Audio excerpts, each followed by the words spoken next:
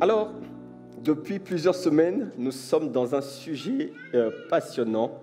C'est celui de la prière. Dis à ton voisin, la prière. Et nous avons vu l'exemple de la vie de Jésus. Vraiment, Jésus était un homme de prière. Jésus, le Fils de Dieu, était un homme de prière pour nous montrer l'exemple. L'une des choses qui caractérisait sa vie de prière, c'est que Jésus se mettait souvent à l'écart. Il avait ses rendez-vous avec le Père. Et nous devons nous en inspirer.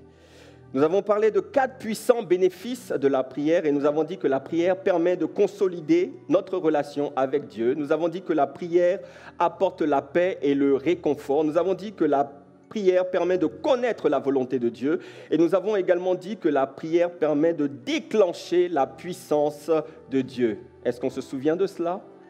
Amen. L'assistant pasteur Rosebin est venu apporter sa pierre en nous rappelant la place de la foi, l'importance de la foi dans la prière. Et donc, la semaine dernière, j'ai donné des clés pratiques sur la manière dont nous pouvons discipliner notre vie de prière. Et je vous dis, nous allons rester sur ce thème. À la rentrée, nous allons commencer une série pour apprendre à prier, apprendre à prier. La prière du Notre Père, c'est le canevas. Mais qu'est-ce qu'il y a derrière le Notre Père?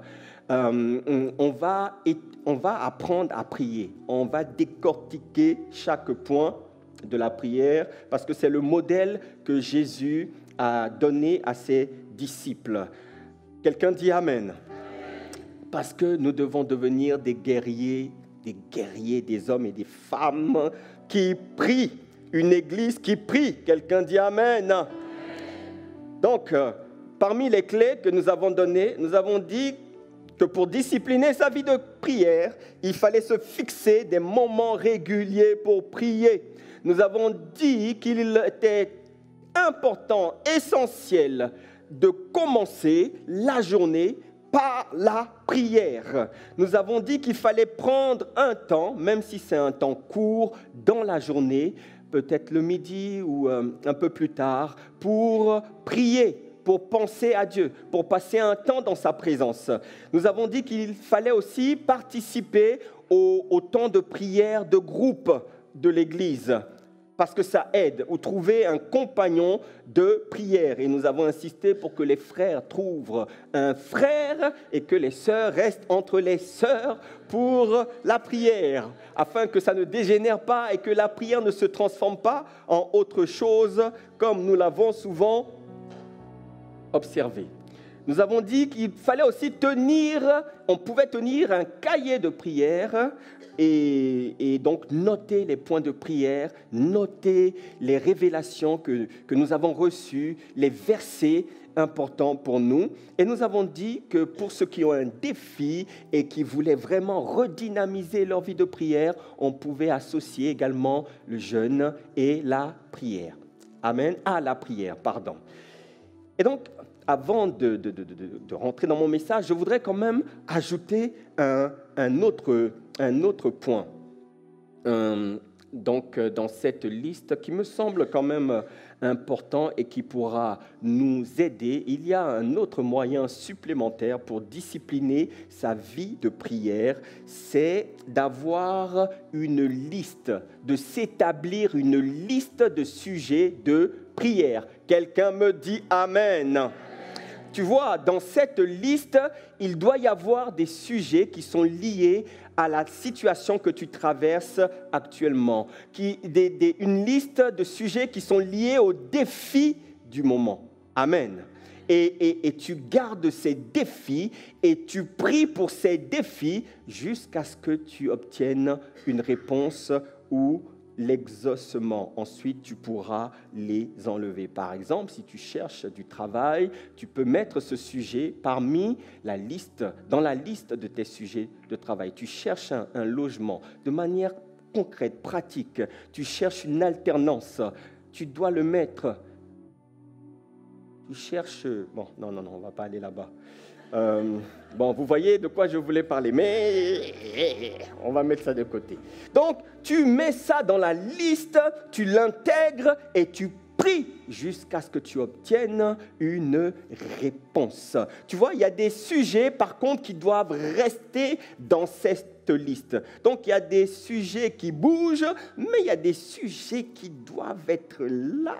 Par exemple, prier pour aimer davantage Dieu, ça doit toujours être présent. Prier pour demeurer attaché à lui. Prier pour accomplir ta destinée. Prier pour la croissance spirituelle. Prier pour ta famille, pour le salut de ta famille. Prier pour l'Église. Prier pour les âmes. Ça doit faire en permanence partie de cette liste de prières. Prier pour tes pasteurs, tes autorités, c'est important. Prier pour ton caractère. Prier pour que les fruits de l'Esprit soient manifestés en toi. Prier pour les dons de l'Esprit. Tu vois, il y a des sujets pour lesquels tu dois prier constamment en permanence. Quelqu'un dit Amen? Oui. Et tu répartis au cours de cette semaine, au cours de la semaine, donc, en plus de ta prière inspirée par l'Esprit, tu rajoutes en permanence. Tu sais que le lundi, tu dois prier pour tel et tel sujet. Le mardi, tu pries pour tel. C'est ce que j'ai recommandé à l'intercession. C'est d'ailleurs ce que fait l'équipe d'intercession. Nous avons une équipe d'hommes et de femmes qui prient pour les sujets de l'Église, qui portent l'Église, qui prient tous les jours, qui prient le matin, qui prient le soir, qui prient parfois la nuit. Et ils ont une liste de sujets de prière qu'ils ratissent en permanence. On doit faire monter en permanence. Est-ce que ça a du sens pour vous? Donc, tu as cette liste et tu répartis. Le lundi, tel sujet. Le mardi, tel et tel sujet. Le mercredi, tel et tel sujet. Et cela va aussi contribuer à vous aider pour discipliner votre vie de prière. Quelqu'un me dit Amen. Est-ce que vous êtes là ce matin? Alléluia. La prière, c'est le moyen de communication directe par lequel, alors le titre de mon message, c'est « Recevoir la grâce de la prière ». Recevoir la grâce de la prière. Et parfois, on a du mal à trouver les titres. Vraiment, ce n'est pas simple. Recevoir la grâce de la prière. Demande à ton voisin ou ta voisine, est-ce que tu veux recevoir la grâce de la prière? Je ne veux pas te forcer, mais bon. C'est le sujet actuel. J'aimerais quand même que tu sois intéressé un petit peu. Est-ce que tu veux recevoir la grâce de la prière? Donc, nous avons dit que la prière, c'est le moyen de communication directe par lequel les hommes peuvent s'adresser à Dieu pour établir avec lui, entretenir avec lui une relation intime et sans aucun intermédiaire. Ça, c'est quelque chose d'extraordinaire et de magnifique. Et la prière, c'est ce que ton esprit, c'est-à-dire le véritable toi, ton homme intérieur, le véritable toi, c'est ce qu'il réclame le plus. Ton esprit est toujours bien disposé. Ton esprit, il veut prier. Ton esprit te supplie de prier davantage, bien-aimé. Ton esprit n'est pas satisfait du niveau actuel. Ton esprit a une profonde soif de la communion avec Dieu. Ton esprit veut être embrasé constamment par le feu de la prière. Que ce feu vienne sur toi au nom de Jésus. J'ai dit que ce feu vienne sur toi au nom de Jésus. Celui qui dit Amen reçoit. Amen. Les autres, ils sont spectateurs, ils regardent, ils observent et la parole passe. C'est ça, vous ne comprenez pas l'importance de capter la parole, de la recevoir, de la saisir. Gloire à Dieu pour ceux qui la saisissent.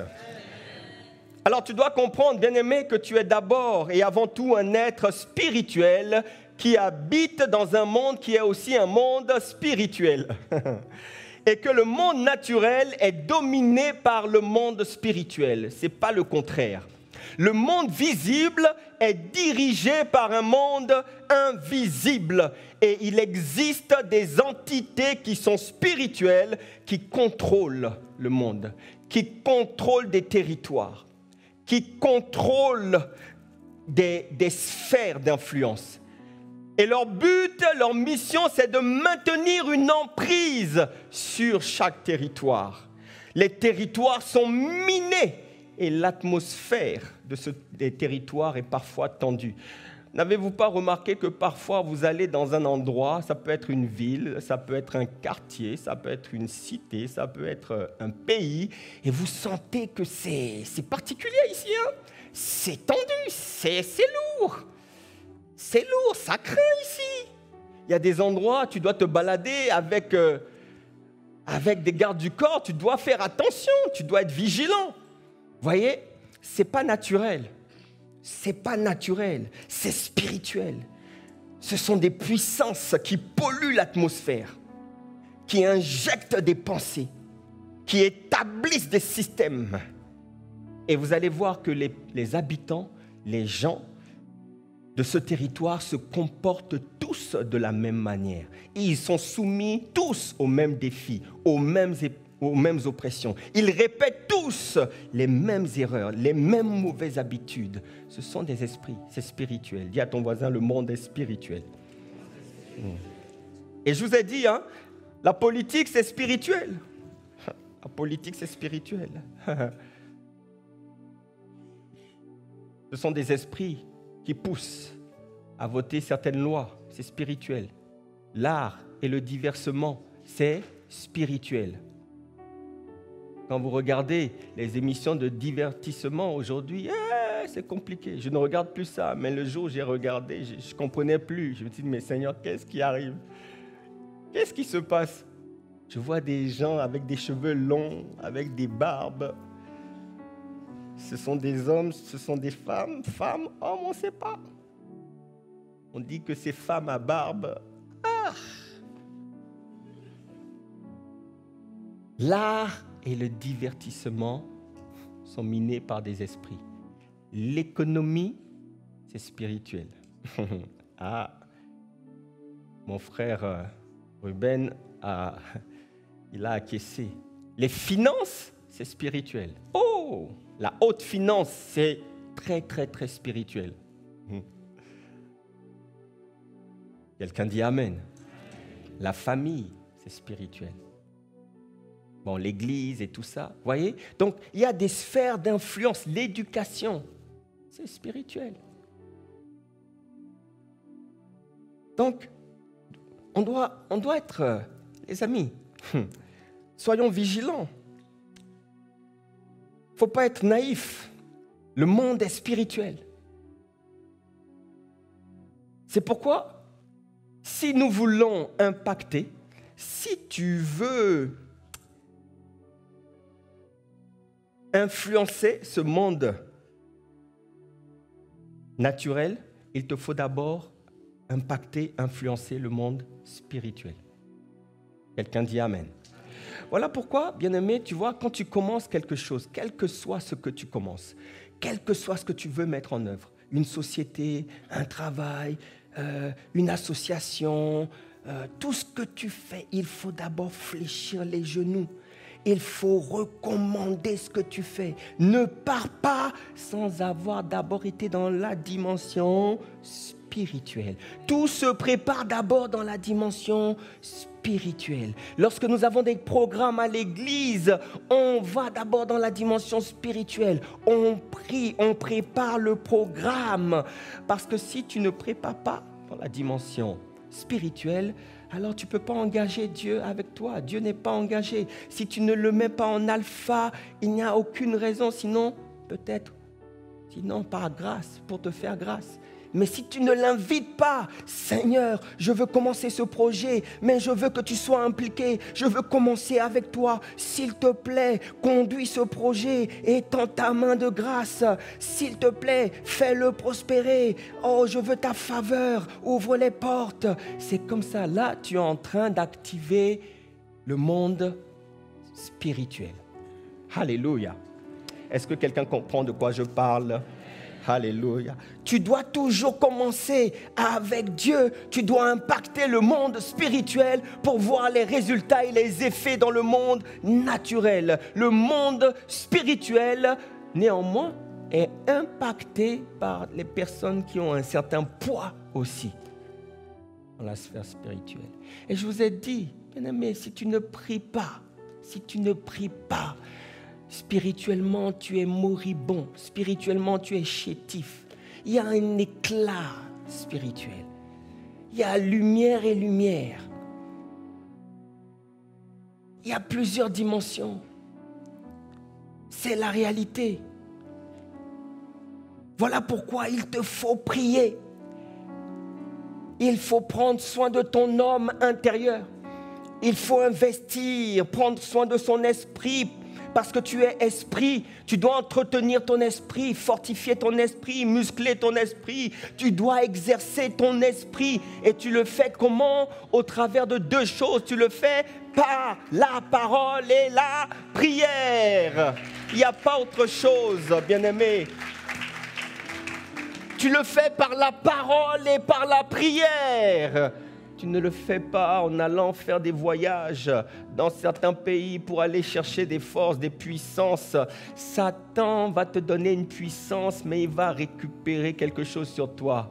Il va te donner une puissance pour un temps et puis subitement, il y a une maladie bizarre qui va apparaître dans ton corps. Si ce n'est pas dans ton corps, tu vas voir, ça va aller toucher ton enfant, un proche, ta femme. Satan ne donne jamais rien de gratuit. Les gens vont chercher la puissance. Ils vont chercher la puissance dans l'occultisme, dans des choses comme ça.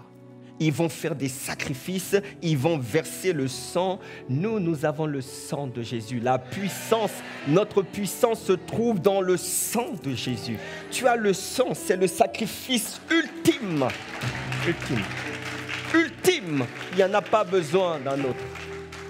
C'est pourquoi tu dois te placer, tu dois te positionner et tu dois plaider les mérites du sang de Jésus, la puissance du sang de Jésus.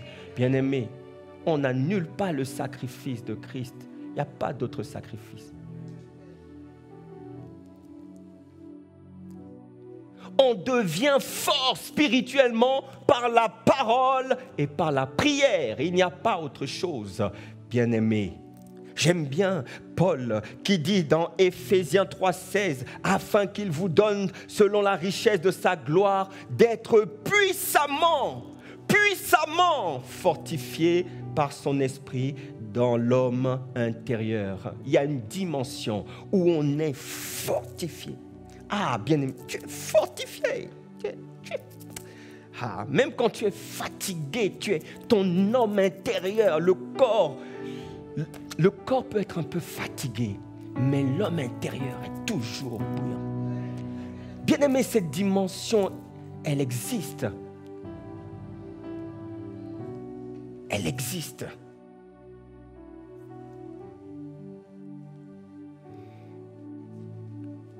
Quelqu'un dit Amen.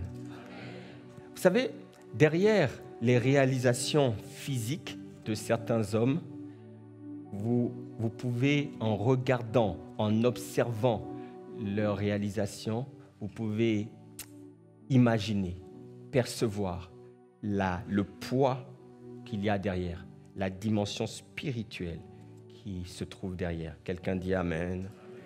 Quand vous regardez l'édifice qu'est la cité royale, vous pouvez imaginer la dimension qui se cache derrière.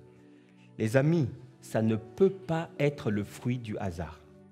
Impossible, impossible.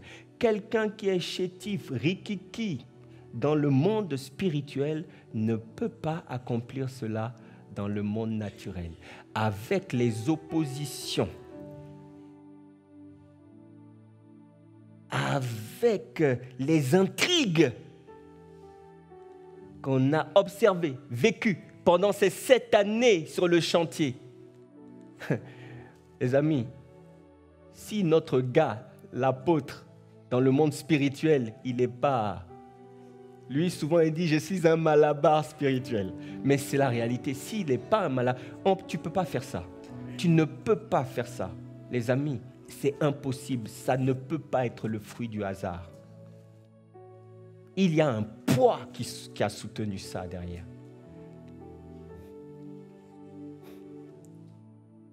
Quelqu'un dit Amen. Voilà pourquoi il dit souvent, nous ne portons pas les mêmes cicatrices. Nous ne menons pas les mêmes types de combats. Nous ne faisons pas face aux mêmes adversaires, non, à la même adversité. Non, mon ami, non. Ce n'est pas vrai. Vous savez, quand vous regardez le visage, la tête d'un lion, qui est le prédateur dominant, un lion dominant. Quand vous regardez sa tête, un lion adulte, ou même son corps, vous allez voir beaucoup de cicatrices.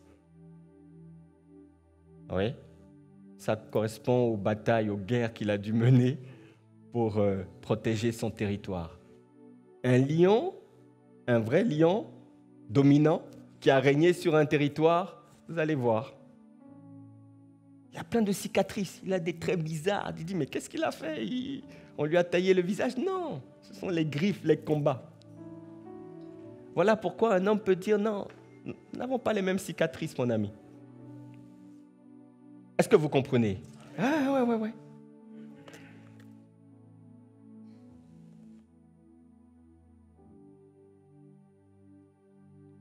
Tu dois devenir un guerrier dans la prière. Un homme et une femme de prière. Un homme et une femme qui remportent les batailles en fléchissant les genoux et en priant. Un homme et une femme qui comprend et qui applique les protocoles de la prière parce que la prière marche. Bien-aimé, la prière marche. Quand tu vas découvrir les protocoles, la prière va devenir pour toi un plaisir. Ça ne sera plus un fardeau, un plaisir. Ce n'est pas un fardeau laborieux, fastidieux de la vie chrétienne. Il y en a qui aiment tout dans la vie chrétienne, mais la prière, non, tu vas aimer la prière. Tu vois, on va te faire aimer la prière. Comme les enfants, quand on veut leur donner un médicament, tu lui donnes un peu du sucre, pouf, tu fais passer le médicament. Tu vas aimer la prière.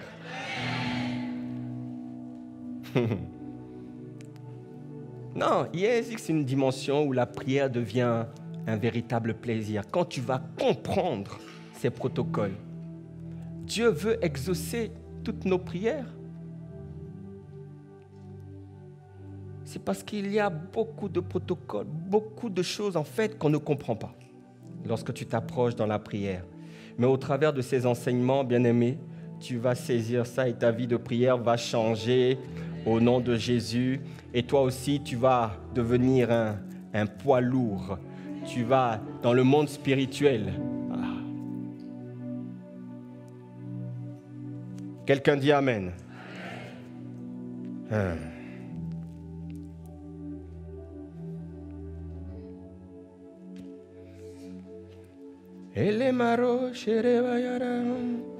Plus de toi, Seigneur. Oh oui, oh oui, oh oui. Plus de toi, plus de discernement de ta volonté. Seigneur, plus de toi, plus de toi, plus de toi, plus de toi. Je veux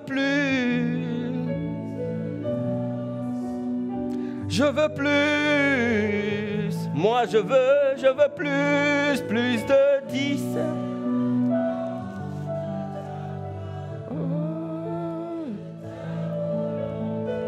Je veux plus. Une dernière fois, plus de toi. Plus de toi.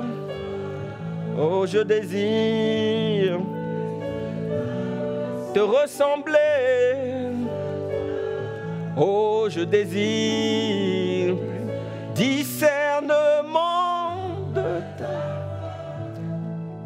de ta volonté, Seigneur, plus de toi.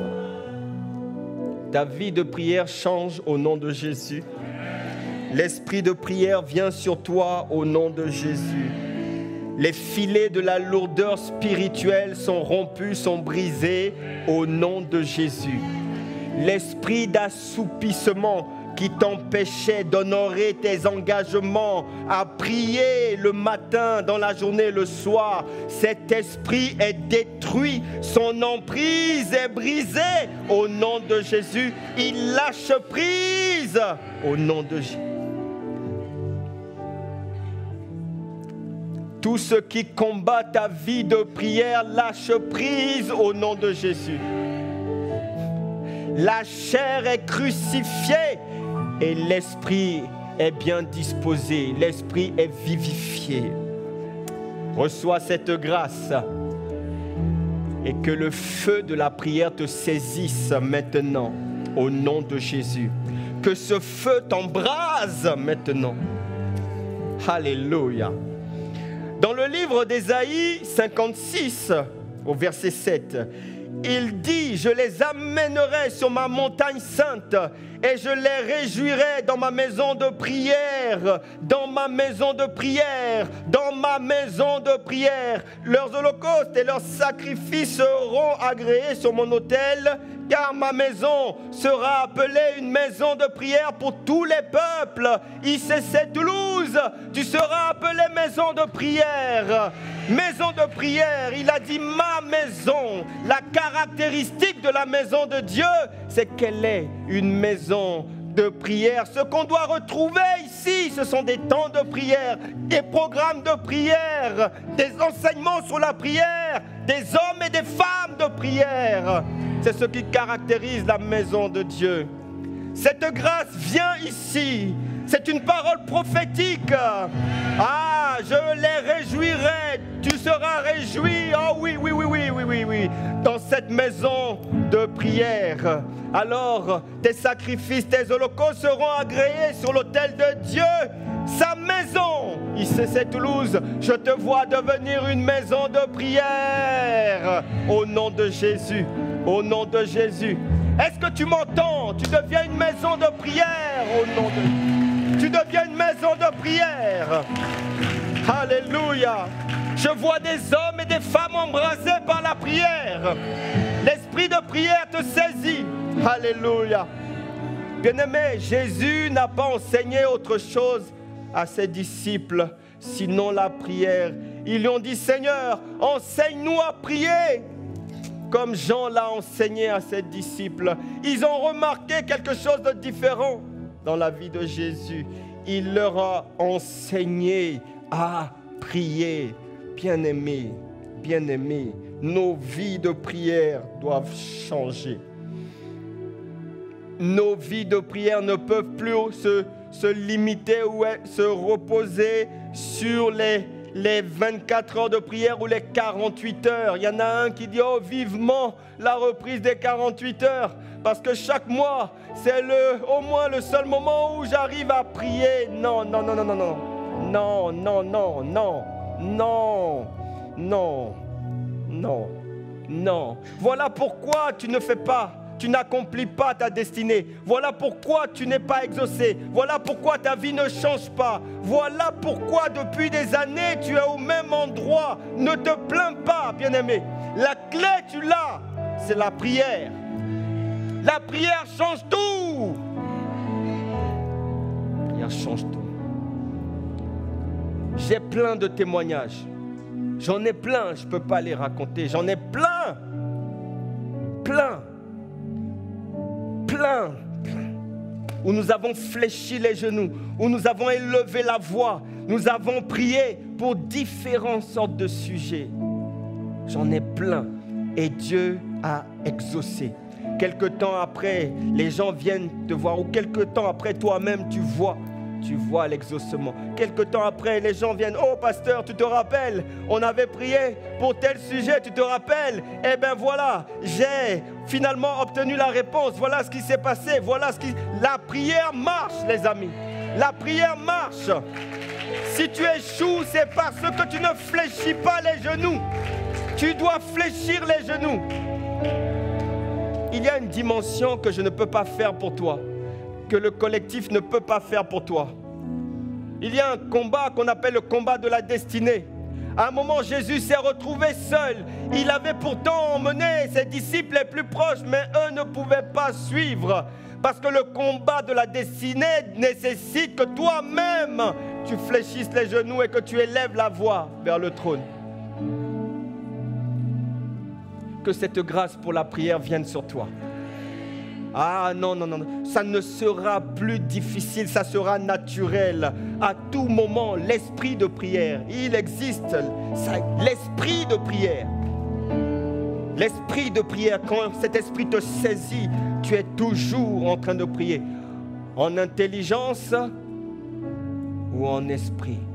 Tu es dans ta voiture, Rashika Baba, tu es en train de prier, tu es en train de prier, tu es en train de prier. Prier sans cesse. Le matin, tu te lèves et tu commences à prier. Et si c'était lourd, tu sors de ton lit et tu commences à marcher. Il y a une destinée que tu dois accomplir. Il y a des œuvres, des bonnes œuvres que Dieu a préparées pour toi. Tu perds du temps. Tu tournes en rond. Pourquoi? Ta vie de prière, ça va changer au nom de Jésus. Ça va changer. Zacharie 12, 10. Alors, je répondrai. Alors, on m'affiche sur l'écran là. Vous croyez que j'ai des loupes, j'ai des jumelles pour aller lire là? Vraiment. Mettez plus grand, mettez plus grand. Je ne vois pas. Je n'arrive pas à voir. Alors, je répondrai sur la maison de David et sur les habitants de Jérusalem un esprit de grâce et de supplication. Ce sont des paroles prophétiques, bien-aimés, et ils tourneront les regards vers moi, celui qu'ils ont percé. Ils pleureront sur lui comme on pleure sur un fils unique. Ils pleureront amèrement sur lui comme on pleure sur un premier-né. Ah, Zacharie prophétise ce qu'on appelle l'esprit de grâce. Ah, ce matin, je suis venu te dire que c'est cet esprit, l'esprit de grâce qui vient sur toi, qui vient sur l'Église. Parce que lorsque l'esprit de grâce vient, il te rend plus conscient de ce que Dieu a fait, du bien qu'il a fait pour toi, du bien qu'il est en train de faire et du bien qu'il va faire. Parce que tu réalises l'œuvre, le bénéfice de l'œuvre de la croix et du sacrifice ultime de Jésus. Quand l'esprit de grâce vient, il te rend plus conscient de tes erreurs, de tes péchés, et il ouvre la porte à la repentance. Lorsque l'esprit de grâce vient, vous allez voir que des gens vont naturellement venir et se repentir et dire oui, j'étais dans le péché, oui, j'avais caché ceci, mais je peux plus, j'ai plus envie de rester dans cet état, je veux plus rien cacher, quitte à être sanctionné, quitte à avoir la honte, mais je viens, j'avoue, je reconnais, je m'humilie, je me répands, mais je veux que ça change. Ça ne peut se faire que lorsque l'esprit de grâce est répandu. Vous voyez, les gens viennent confesser. Soudainement, tu mesures plus la valeur de son œuvre pour toi. Tu apprécies sa miséricorde. Oh mon Dieu, combien tu es bon pour moi. L'esprit de grâce te fait réaliser que sans Dieu, nous sommes perdus. Alors il déclenche en toi un empressement pour Dieu. Ah, un empressement. L'esprit de grâce, c'est l'esprit qui a saisi le fils prodigue. C'est cet esprit qui l'a saisi. À un moment donné, la Bible dit, étant entré en lui-même. Ça veut dire qu'il s'est mis à prier. Et l'esprit de grâce est venu sur lui. Il a dit, non, je ne peux pas continuer comme ça. Non, Non, je me suis éloigné de mon Père. Je me suis éloigné de la maison de Dieu. Et j'ai dilapidé les biens, les ressources, les richesses de mon Père dans des futilités, dans le péché, dans les abominations, dans l'impudicité. Ah, j'ai fait n'importe quoi. Oh, Père, oh, je prends conscience de mon état. Oh, je suis perdu sans toi, je suis perdu. C'est cet esprit de grâce. Je répandrai mon esprit de grâce. Et vous savez quoi? L'esprit de grâce va te pousser à la supplication. Les deux sont liés, les deux sont liés, les deux sont associés. Les deux sont associés. Quelqu'un dit Amen. L'esprit de grâce te fait ouvrir les yeux sur ton état, sur ton péché. L'esprit de grâce fait tomber les écailles afin que tu puisses voir ce que tu ne voyais pas hier. L'esprit de grâce te fait prendre conscience que tu dépends de lui et de lui seul. C'est une œuvre spéciale que Dieu accomplit à l'intérieur.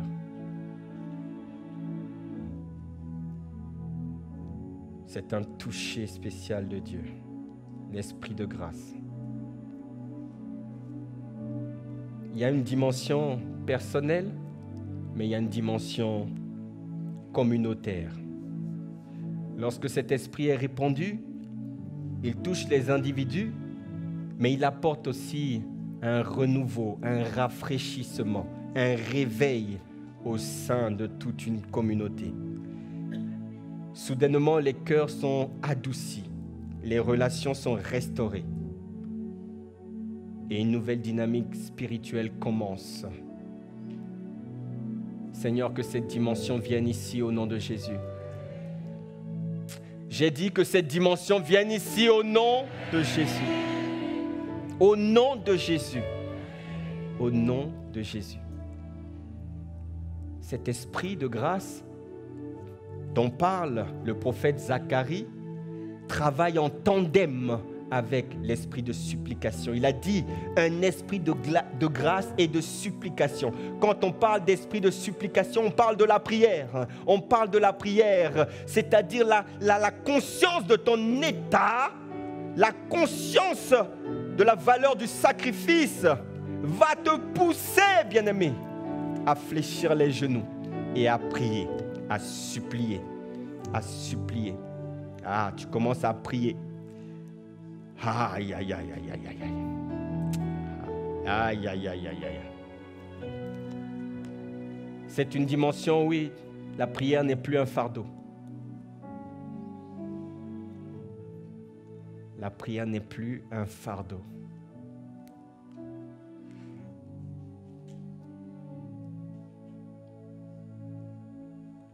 Vous êtes triste?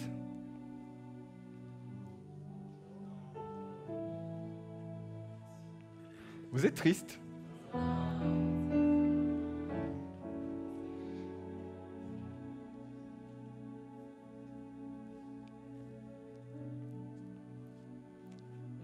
Je vais atterrir. C'est bien, hein, des petits messages, pas trop longs. C'est bien comme ça, non?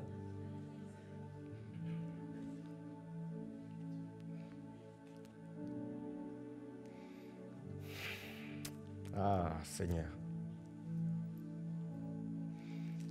La prière ne sera plus un fardeau.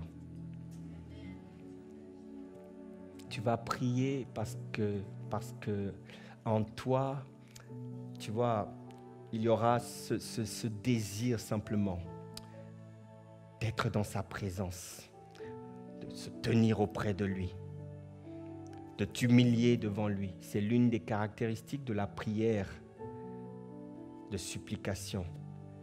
On s'humilie. C'est ce qu'a fait le fils prodigue. Il s'est humilié. Ça te pousse à la repentance, à reconnaître tes erreurs et à être reconnaissant vis-à-vis de Dieu. Alors tu ouvres ton cœur et dans la prière de supplication, tu cries à lui: Seigneur, viens m'aider. Seigneur, assiste-moi. Seigneur, transforme-moi. Seigneur, j'ai besoin de toi. Seigneur, souviens-toi de moi. Seigneur, si tu n'interviens pas, je suis perdu. Je ne peux pas, je ne peux rien sans toi. Nous te supplions. Seigneur, fais grâce. Et fais grâce, fais grâce, fais grâce. Étends ta main. Je te supplie. J'ai besoin de toi. Des hommes et des femmes ont fait cette prière. Anne a fait cette prière de supplication. David exprime cela dans le psaume 51, 1 à 2. Il dit, « Oh Dieu, aie pitié de moi dans ta bonté. Selon ta grande miséricorde, efface mes transgressions. Lave-moi complètement de mon iniquité et purifie-moi de mon péché. » C'est la prière des gens honnêtes et sincères avec eux-mêmes. Alors, voyez, l'esprit de prière est relâché. Et ce qui vient simplement, c'est que Dieu, il fait grâce et il ramène les cœurs vers lui. La Bible dit, et ils tourneront les regards vers moi. Tu prends conscience, tu fléchis les genoux, tu supplies Dieu et ton cœur tout entier va revenir, nos cœurs, le cœur de l'Église va revenir. Nous voulons revenir vers Dieu. Seigneur, s'il te plaît, fais-le. Il n'y a rien de plus merveilleux. Rien de plus merveilleux que de pouvoir prier à tout moment, sans intermédiaire. Tu peux te mettre devant lui. Dans ce monde, pour rencontrer les chefs d'État ou les autorités, tu dois prendre des rendez-vous des semaines à l'avance. Et encore, ce n'est pas garanti. Pour voir rien que le petit monsieur le maire de la commune, parfois c'est difficile. Il ne veut pas te rencontrer, il te fait rencontrer son adjoint. Le député de ta circonscription, on ne peut pas le voir, c'est compliqué. Le préfet, tu ne peux pas le voir. Le président de la région, tu ne peux pas. Le président de la République, encore moins. Les palais sont gardés par des hommes, des soldats en armes. Il faut avoir une habilitation pour pouvoir y accéder. Mais toi, par la prière, bien-aimé, nous avons accès à celui qui est le plus grand de tous les chefs d'État de l'humanité. C'est lui qui établit les autorités. Les amis, c'est lui qui établit toute autorité. Il est au-dessus de tout. À tout moment, tu peux fléchir les genoux et t'adresser directement à lui. Et tu te prives de ça. Tu n'as pas compris que tu t'adresses à celui qui dit un mot et la chose arrive. Il l'ordonne et la chose existe.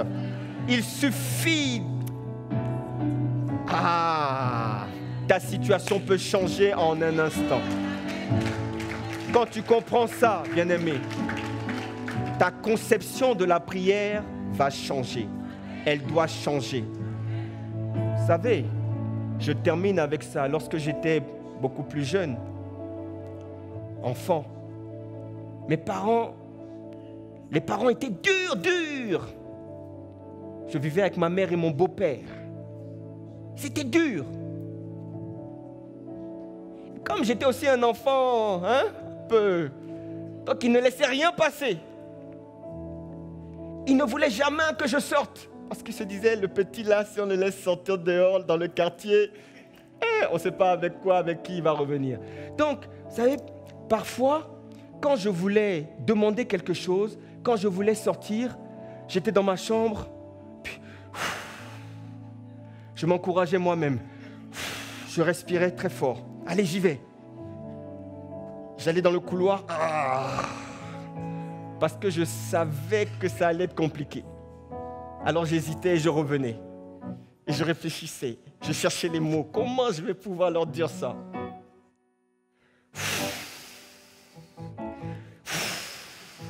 Et puis j'allais.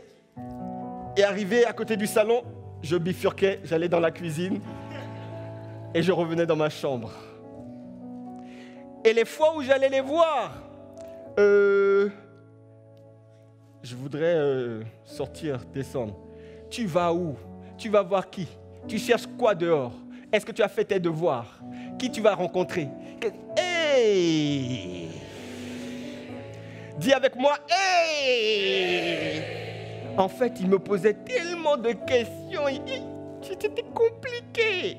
Tu as fait tes devoirs d'hier, d'aujourd'hui, de demain, de la semaine. Vous voyez? Et parfois, malheureusement, nous grandissons avec ce modèle parental. La manière dont les parents répondaient à nos demandes, en fait, inconsciemment, tu t'imagines que Dieu fonctionne aussi comme ça. Est-ce que vous comprenez de quoi je parle? Tu t'imagines que Dieu, il est comme, vous savez, les proviseurs de l'école, là. On n'aimait jamais aller toquer à leur porte parce que lui, il était là pour te ramasser. Surtout dans nos pays, là. Hey! Quand tu as rendez-vous chez le proviseur, c'est compliqué. Donc, on a cette image d'un Dieu grincheux, d'un Dieu agacé par toutes les demandes, par toutes les prières. Et malheureusement, tu vas à Dieu sur la pointe des pieds. Tu pries, mais ta prière est pleine de doutes. Et la Bible dit qu'un tel homme ne s'imagine pas qu'il va recevoir quelque chose. Quand tu doutes, rien, il n'y a rien. Ta prière, toi-même, tu as gelé ta prière en emmenant le doute. Parce qu'on a le modèle parental en tête. Dis à ton voisin, Dieu n'est pas comme ça. Oh, mon Dieu n'est pas comme ça. Mon Dieu est un Dieu d'amour. Il a dit, approchons-nous avec. Ce verset n'est pas un verset donné par hasard. Hébreux 4, 16. Est-ce qu'on peut diffuser ce verset? Approchons-nous avec assurance. Dieu dit ça parce qu'il sait que beaucoup d'entre nous manquons d'assurance lorsque nous venons devant lui. Tu viens en te disant, est-ce que je suis légitime? Est-ce qu'il m'entend? Est-ce que je mérite? Est-ce que je suis digne? Est-ce que? Il te dit ce matin, bien-aimé, approche-toi avec assurance du trône de la grâce. On développera ça dans un prochain message. Quelqu'un me dit Amen. Reçois ce matin, dans le nom de Jésus, la grâce de la prière. Que cette maison devienne une maison de prière. L'esprit de grâce et de supplication se répand sur chacun d'entre nous. Au nom puissant de Jésus, quelqu'un me dit Amen. Allô, madame, oh Seigneur, plus de toi. Est-ce qu'on peut se tenir debout? Plus de ta ressemblance, plus de toi. Oh oui, plus de discernement de ta voix, de ta volonté, Seigneur, plus de toi. Je veux plus. Qu'un assoiffé élève la voix. Plus de toi. Un assoiffé élève la voix. Je veux recevoir la grâce de la prière. La grâce de la prière. La grâce de la prière. La grâce de la prière. La grâce de la prière. La grâce de la prière. Une autre dimension, Seigneur. Fais de cette maison une maison de prière. Une maison de prière dans laquelle se tiennent des hommes et des femmes de prière. Nous te demandons, Père, de nous accorder cette grâce pour la prière. La prière ne sera plus un fardeau, non.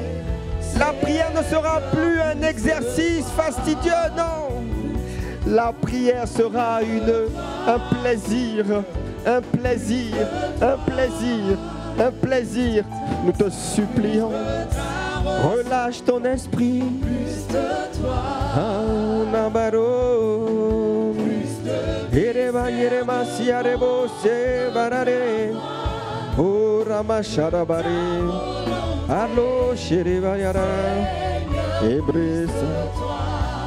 Donne-nous d'être puissamment fortifiés, puissamment fortifiés par l'Esprit, puissamment fortifiés dans l'homme intérieur, puissamment fortifiés.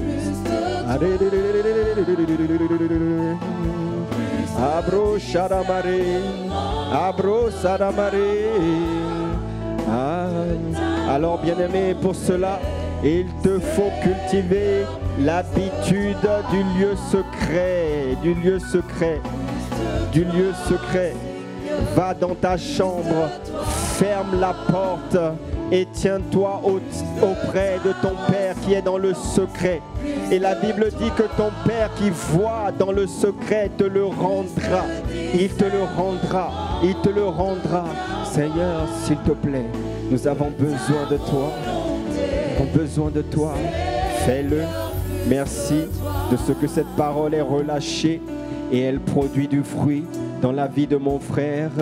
Elle produit du fruit dans ton église.